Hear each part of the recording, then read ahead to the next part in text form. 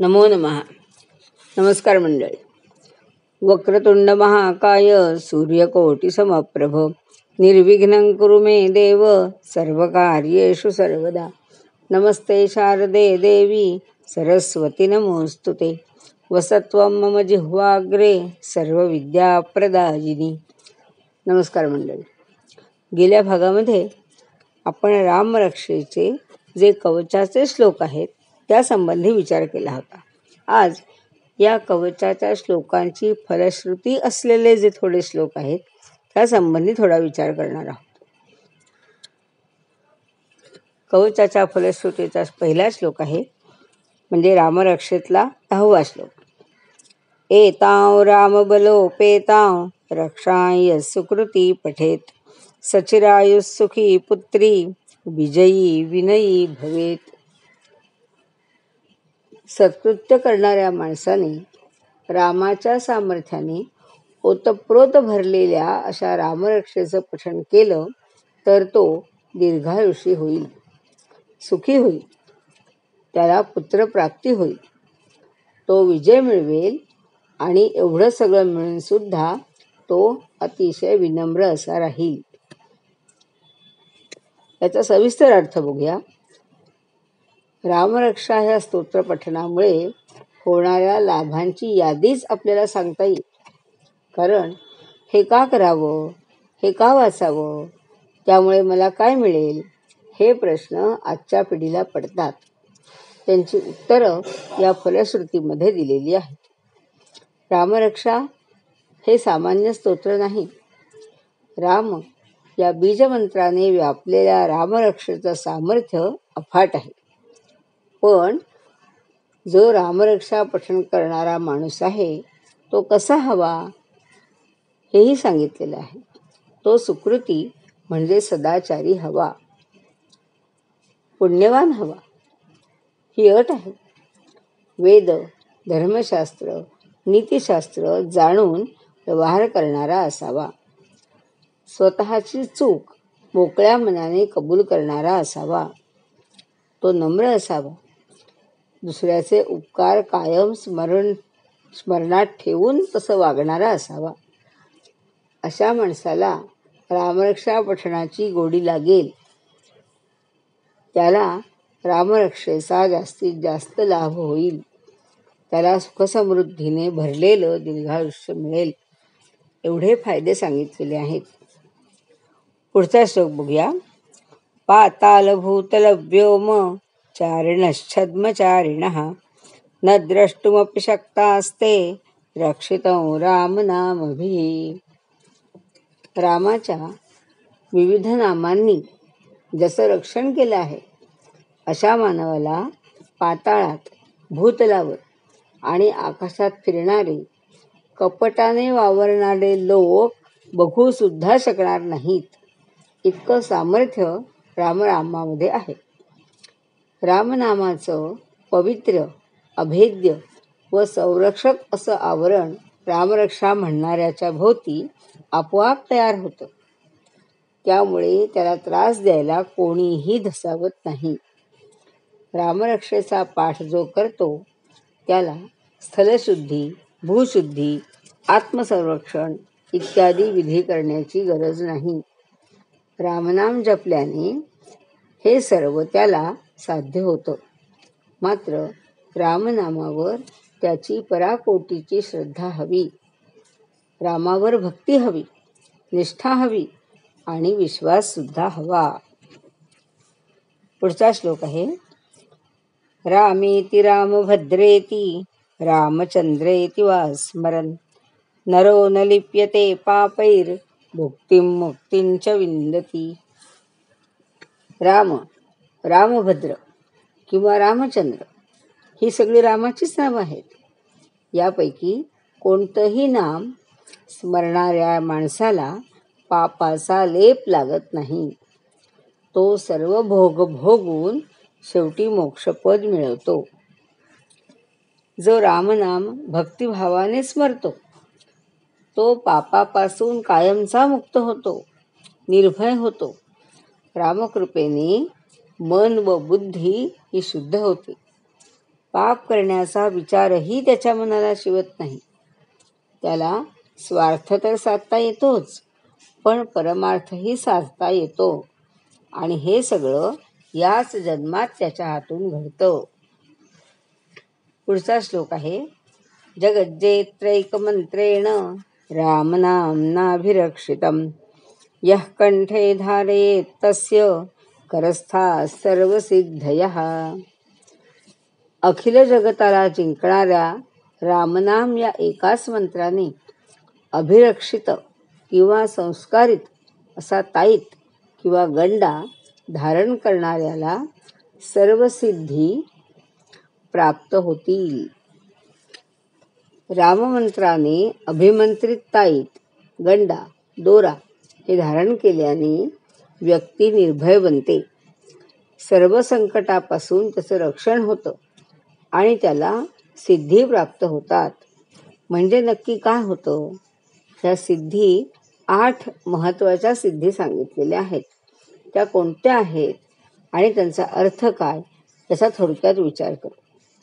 पहिली सिद्धी आहे अणिमा, म्हणजे शरीर परमाणूसारखं सूक्ष्म करता येणं. दुसरी आहे महिमा, म्हणजे शरीर हवं तेवढं मोठं करता येतं. तिसरी आहे लघिमा, या सिद्धीमुळे देह कापसापेक्षाही हलका करता येतो. चौथी आहे सिद्धी गरिमा, म्हणजे देह अतिशय जड करता येतो. पाचवी आहे प्राप्ती, चंद्रा इतक्या दूरच्या पदार्थालाही बोटाने स्पर्श करता येतो. सहावी आहे प्राकाम्य, मनोकामना म्हणजे आपल्या मनातली इच्छा पूर्ण करता येते. ईशित्व म्हणजे सर्व गोष्टींवर सत्ता चालवता येते. आणि 8वी सिद्धी आहे वशित्व, म्हणजे सर्व भूतमात्रांना वश करता येतं. थोडक्यात ज्याला संपूर्ण विश्वावर विजय मिळवायचा आहे त्याला फक्त रामनाम पुरेसं आहे, इतकं ते प्रभावी आहे. कवचाचा शेवटचा श्लोक आहे, वज्रपंजर नामेनै यो राम कवचं स्मरेत अव्याहताज्ञ सर्वत्र लभते जयमंगलम. जो वज्रपंजर नावाचं हे रामकवच स्मरेल त्याच्या आज्ञेचं कोणीही उल्लंघन करणार नाही, म्हणजे सर्वजण त्याची आज्ञा पाळतील. त्याला सर्वत्र विजय मिळेल आणि त्याचं सर्व प्रकारे कल्याण होईल. रामकवच धारण केलं तर काय काय फायदे होतात ते या फलश्रुतीमध्ये सांगितलेलं आहे. वज्र हे इंद्राचं अत्यंत प्रभावशाली असं शस्त्र किंवा आयुध. हे लोहाचं असतं. त्याला 1000 धारा असतात, 100 अग्र असतात.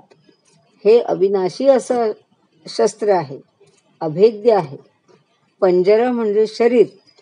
रामनामामुळे आपलं शरीर हे वज्राप्रमाणे दणकट आणि मजबूत होतं.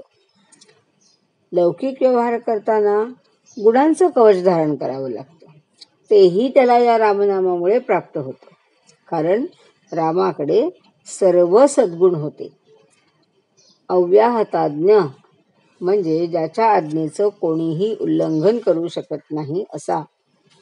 मंगल म्हणजे कल्याण. शुभ, जो रामनामाचं कवच स्मरण करेल त्याला विजय प्राप्त होईल, त्याला सर्व शुभ गोष्टींची प्राप्ती होईल. या ठिकाणी कवचाची फलश्रुती संपते. पुढचा श्लोक आहे, आदिष्टवान यथा स्वप्ने राम रक्षामि मां हरः तथा लिखितवान प्रातः प्रबुद्धो बुधकौशिकः. रामरक्षेची निर्मिती कशी झाली, ती आपल्यापर्यंत कशी पोचली, हे ह्या श्लोकात सांगितलेलं आहे. श्री रामरक्षा भगवान शंकरांनी बुधकौशिक ऋषींना स्वप्नात सांगितली आणि बुधकौशिक ऋषींनी सकाळी जाग झाल्यानंतर ती लिहून काढली. रामरक्षा भगवान शंकरांनी सांगितली. रामरक्षा ही महान आहे, दिव्य आहे, अलौकिक आहे. हे निर्विवाद सत्य आहे. हे स्तोत्र तर आहेच, पण तो मंत्रही आहे, ते कवचही आहे. बुधकौशिक ऋषींवर शंकराचा मोठा अनुग्रह होता आणि म्हणून शंकरांनी ती बुधकौशिक ऋषींना सांगितली. कारण बुधकौशिक ऋषींची पात्रताही तेवढी मोठी होती. त्यांच्या भक्तीची उंची खूप मोठी होती. अहंकाराचा वाराही त्यांना शिवत नसे.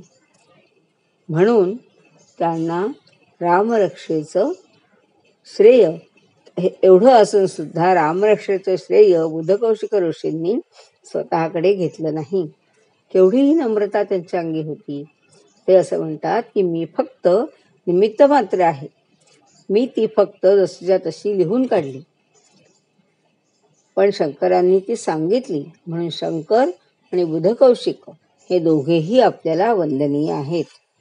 पुढचा श्लोक आहे आरामः कल्पवृक्षाणां विरामः सकलापदां अभिरामस्त्रिलोकानां रामश्रीमान सनः प्रभुः. कल्पवृक्षांचं उद्यान असणारा, समस्त संकटांचा अंत करणारा आणि त्रैलोक्याला आनंद देणारा वैभवशाली रामचंद्र हा आमचा स्वामी आहे. कल्पवृक्ष म्हणजे आपल्याला माहिती आहे, मनात इच्छिलेलं सर्व काही पुरवणारा असा एक स्वर्गीय कल्पित वृक्ष आहे. आराम म्हणजे आपल्याला वाटतं विश्रांती, तसं नाहीये. इथे आराम म्हणजे उद्यान. राम म्हणजे कित्येक कल्पवृक्षांची बाग आहे. रामरक्षा वाचणाऱ्याची कोणतीही इच्छा अपुरी राहणार नाही. म्हणजे सर्व इच्छा पूर्ण होतील. विराम म्हणजे पूर्ण विराम. सर्व प्रकारच्या व्याधी, संकट, आपत्ती यांचा संपूर्ण नाश होईल. त्यांचा कायमचा अंत करणारा हा प्रभू श्रीराम आहे. अभिराम म्हणजे आनंद देणारा. राम हा स्वर्ग, मृत्यू, पाताळ येथील म्हणजेच त्रैलोक्यातील सर्व लोकांना आपल्या सद्गुणांद्वारा, आपल्या कर्तृत्वाच्या द्वारा, अनुपम सौंदर्याच्या द्वारा आनंद मिळवून देतो. जो नित्य संतुष्ट असतो तो खरा श्रीमान. रामावर अनेक संकट आली, दुःख आली, प्रतिकूल परिस्थितीशी त्याला सामना करावा लागला, पण त्याची शोभा, त्याचं तेज, त्याचं सौंदर्य यत्किंचितही कमी झालं नाही. उलट राम जास्तीत जास्त तेजस्वी होत गेला, खुलत गेला. असा श्रीराम आमचा सर्वांचा स्वामी आहे. सर्व संकटातून आम्हाला तारणारा आहे. हे स्तोत्र केवळ एकट्या बुधकौशिक ऋषींचं नाही, त्यांचं कल्याण करणारं नाही, आपल्या सर्वांचं कल्याण करणारं आहे. आपल्या सर्वांचं हित साधणारं आहे. हेच बुधकौशिक ऋषींना या श्लोकातून आपल्याला सांगायचं आहे. आज या ठिकाणी आपण विराम घेऊया. पुढचे काही श्लोक जे आहेत हे लक्ष्मणांवरील एकत्रित असे श्लोक आहेत. त्यांचा विचार आपण पुढच्या भागामध्ये करूया. शिल्पा वैद्य टीचर यूट्यूब चॅनेलला सबस्क्राईब केलं नाहीत अजून? करा की लवकर. मग लाईक करा, शेअर करा, तुमचे अभिप्राय कळवा. मी वाट बघते. पुढच्या भागात भेटूया. जय श्रीराम.